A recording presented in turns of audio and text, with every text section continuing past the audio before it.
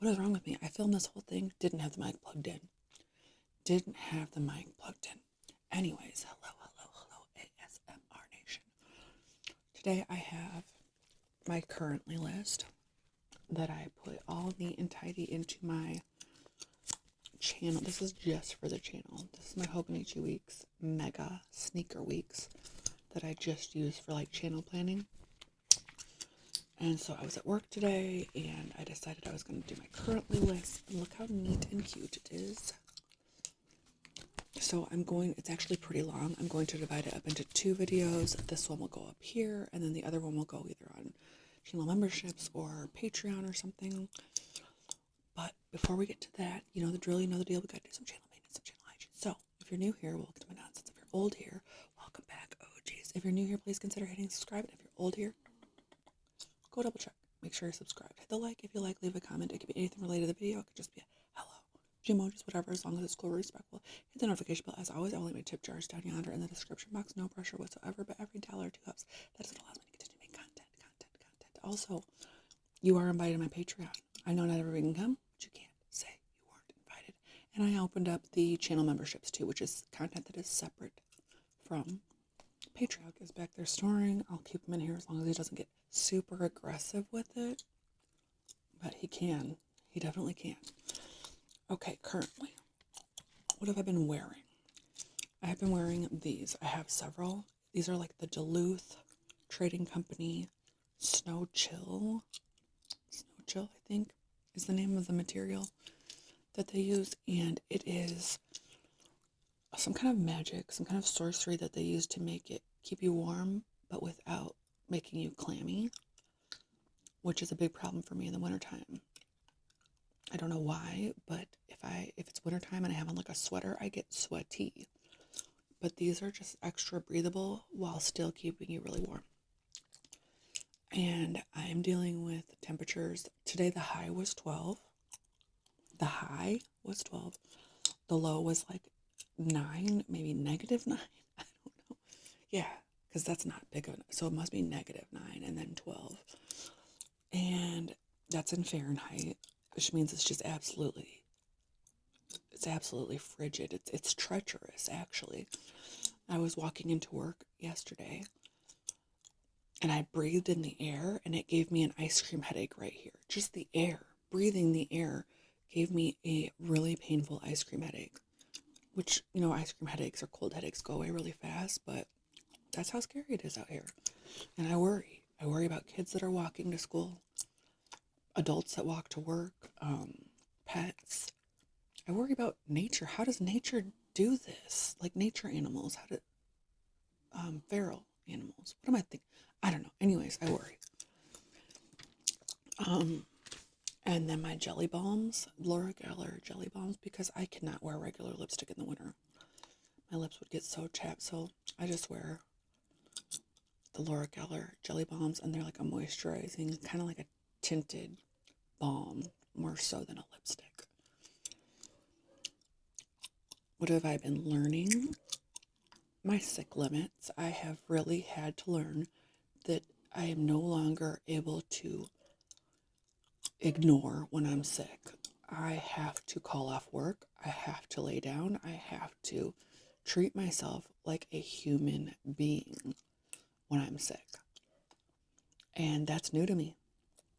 I have always powered through being sick. And, you know, I was a single mom years ago, so you just have to. And I don't know, it's my age or just the fact that I'm waking up. I have to be more careful with myself, and I have to wave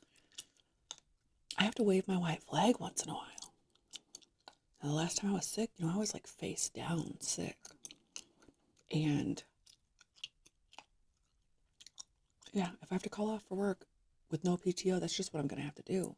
If I have to tell the family they're on their own, then that's what I'm going to have to do. If the house has to fall apart a little bit because I need to lay down, then that's what has to happen.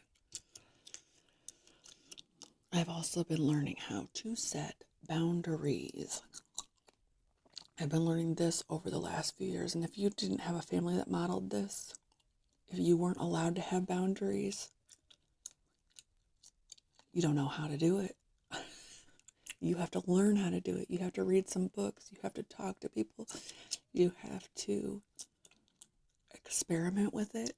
And boundaries are not something you're doing to be mean to other people. Boundaries are actually something that you're doing to try to preserve a relationship so that you don't get so resentful that there can't be a relationship or so worn out. So, I just ask that people meet me halfway.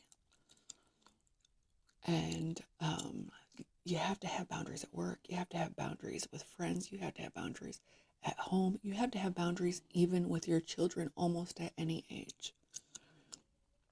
With my 4-year-old right now, it's like he likes to yell.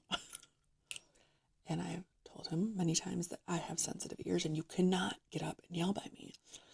And he forgets, and then he does it, and I'll be like, hey, do not yell by me. And he'll go, oh, sorry, I won't do that again, and he does try for a while until he forgets again. But there are some things that you're going to have to tell your kids over 1,000,000 times. And then they'll only get even half of those things. But it's still your job as a parent to let them know, like, that's not appropriate, or that it was rude, or that was unnecessary, and do this instead. We can all be happy-ish if we don't just deliberately hurt or pester people. Actually, I think he just got home right now. I can hear him down there running around, but I don't think he knows I'm home, because I got home before them. What have we been eating? Well, I've been eating my Greek salad, so I do my Greek chicken on Sundays, and I cut it all up, and it stays in the fridge, and then I have my veggies, onion, green pepper, tomato, all cut up, and then each morning I put it into a salad bowl that has like little compartments, so the salad and the chicken, and then my dressing containers go in first, and then on the top is like a little tray for the onions, the peppers, and the tomatoes. And then I close that up, and then I stick my bag of croutons that I'm not supposed to have into the bag, or into my lunch bag, and then that's it. I mix it all together and shake it at lunchtime, and it fills me up for the whole day. I've also been making this like kind of easy Thanksgiving fake out dinner where I just get turkey, they're marinated turkey breasts or turkey tenderloin, and they go in the oven for 70 minutes. That's it, 350, 70 minutes. You don't have to do nothing to them. They're perfect every time. They're Jenny O brand. And then I get the microwavable mashed potatoes and a can of cranberry sauce, and then whatever green vegetable. Sometimes it's green beans, sometimes it's broccoli, but we've been eating that once a week. It hits every time. It's easy. You're not cooking for 70 minutes. It's just in the oven for 70 minutes. You're actually only cooking for maybe 10 total minutes, and you have a pretty good dinner, What have I been deciding? I've really been thinking about how to eliminate one of my jobs and still stay afloat, because while I do love doing PMU, permanent makeup, I don't know what, I'm at like year 11 or something, and I only love doing the work. I don't love doing the marketing. I don't love doing the bookkeeping. I don't love doing the incredibly annoying taxes that go along with that. I don't like posting. I don't like... Here I'm going, Mom, where are you down there? But I want to finish this video. He can wait a couple minutes. Yeah, I just kind of want out, but I need the money too. But I'm not making that much money because I'm only working a couple times a month now, and I would rather grow my channel and be able... I don't want to drive all the way out there. Oh, it's just on my last nerve, besides the actual work of it. And that's only like a quarter of that job. The rest is all the stuff I don't like. So we'll see. And then we've also been deciding, should we travel in 2025 or not? Because we're doing a no spend, low spend, but that's for material things. That's not necessarily for activities. So we're on the fence about if we are going to travel. I definitely want to take at least one more road trip, but are we going to take a real vacation in 2025? That I don't know. What have I been celebrating? It was, Christmas, and then it was New Year's Eve, and then it was my teenager's birthday, and then it was my birthday. So we got through all that, and I'm done celebrating. Even though, like, me and my teenager's birthday, we have, like, the crappiest early January birthdays, and so they're very low-key. It's still, like, we're burnout. We are burnout. No more festivities, no more hosting, no more nothing for a little bit. What have I been needing? Now this goes along with what have I bought, because I did make 2 purchases, and they were both necessities. So my son needed mittens, could not find his mittens anywhere. There's no way around him not wearing mittens. It's freezing here, so I did have to order him some mittens. And then I used my lip liner all the way down to where, like, so I used my lip liner all the way down to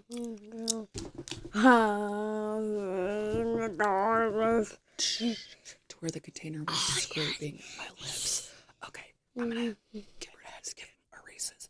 But he should be okay for a little while now. He's down there with his dad. He'll be okay. What have I been... God, where was I? Lip liner. Playing Peek and Pit. If you don't know what Peek and Pit is, I learned it actually from reading the Kardashians book a long time ago. And it's just at dinner time or at bedtime, you ask your family, what was your peak of the day? What was your pit of the day? And I used to play this with my big kids when they were little. Now, the only rule is when you get to peak and you have siblings, a lot of times pit, a lot of times they'll be like, oh, my pit was when she took my toy. My pit was when he looked at me. So the pit cannot be about your sibling or anybody at the table, wherever you're doing it. It has to be a pit about something else. But my kid's catching on because we'll do Peek and Pit, and then 15 minutes later, he'll remember another peak or another pit, and he'll talk about it. So it's getting him to talk about his day and kind of get it out in a healthy way and express himself, which is good. And we might play bingo. There's a place that has bingo on Tuesday and Thursday nights, and then on the weekends, so I've been thinking about going to play bingo. What have I been following? Planner pages and low spend content. Those are like the 2 things that I'm really working on right now. What have I been buying? Just the mittens and the lip liner. That's it. I'm doing good. What have I been making? Planner spreads and quick meals, because if it's not quick, I'm not going to do it. And these days, cooking is just not interesting to me. So, what have I been disliking? The frigid temperatures. And it's only going to get worse. They said next week is going to be just straight negatives. And it's static season. I don't know what it is about me. I carry a lot of electricity and I carry a lot of static. And it's so bad that this time of year I get scared to even touch stuff. Like I'm so cautious about even touching stuff because I carry so much electricity, and the shocks are like enough to jolt me back. Like they are, you can hear them. My family can hear me getting shocked all the time. And it's awful. And I do have the spray, so sometimes I'll spray myself, but I just carry a lot of electricity. Even watches, like batteries on watches, I kill them really fast. I don't know what kind of affliction this is, but it's a terrible one.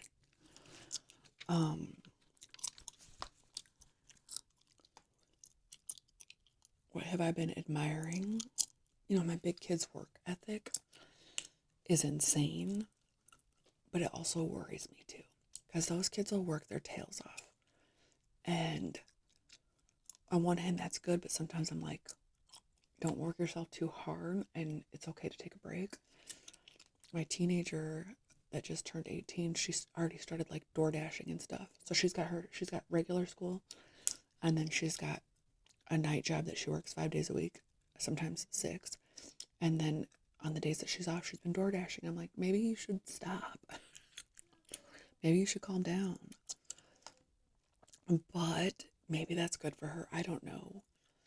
Some people can't sit without their minds going into obsessive thinking. Like, we have a lot of that in my family. So sometimes maybe just a little 4-hour shift is good to keep the day somewhat grounded. I don't know. We'll see. And then, what have I been admiring? Minimalists. I love to see minimalist aesthetic where I can just see that they have exactly what they need and everything goes into its own place, and that the purchases that they made were so thought out and quality. Like, I'm jealous. I'm jealous. What have I been creating? Well, I'm going to start working on my reading journal. I want to keep better track of what I've been reading and how much I like it, and kind of write a little bit about the book. So I'm going to start that. And then I've been creating a lot of content. I never get sick of creating content. I do get sick of re-recording content.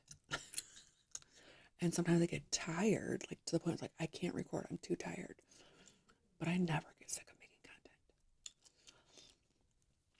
content. What have I been embracing?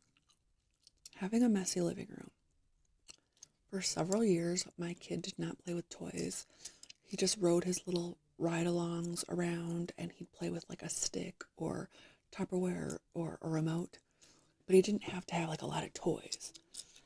And he shifted, and he plays with toys all the time now. And they're always out in my living room. And I told myself this year, it's okay to let it be a little messy. I'm not going to stay on top of it. Pick up a little bit before bedtime, just set like a timer, 5 minutes. All three of us, me, his dad, and him, go around, do a quick pickup, and then we're going to head up to bed. It is what it is.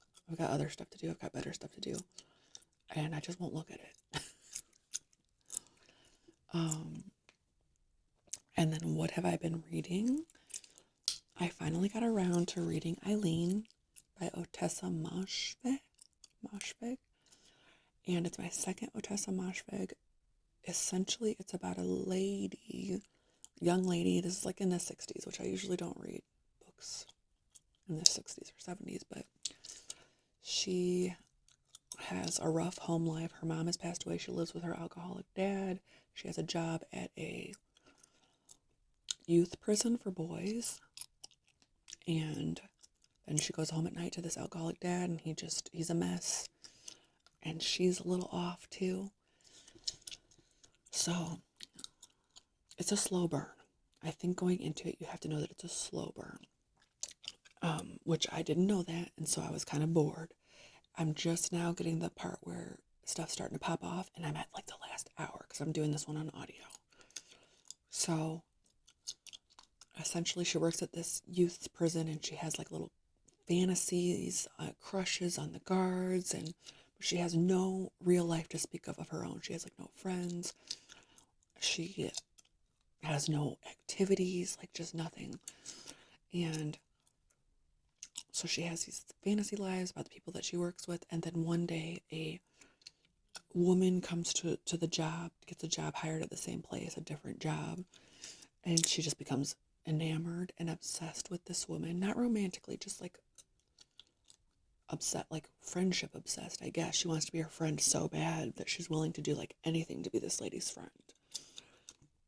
And that lady knows it, and then ends up putting her to the test to see if she'll help her out with something that's a crime. But like I said, if you go to read Eileen, expect a slow burn. And if you read it, let me know what you thought. Because I'm not going to recommend it because it was such a slow burn. But maybe the end will get me. Like I said, I have 1 hour left. All right. So that is the first part of my currently list. And if you watched this all the way to the end, thank you very much. I hope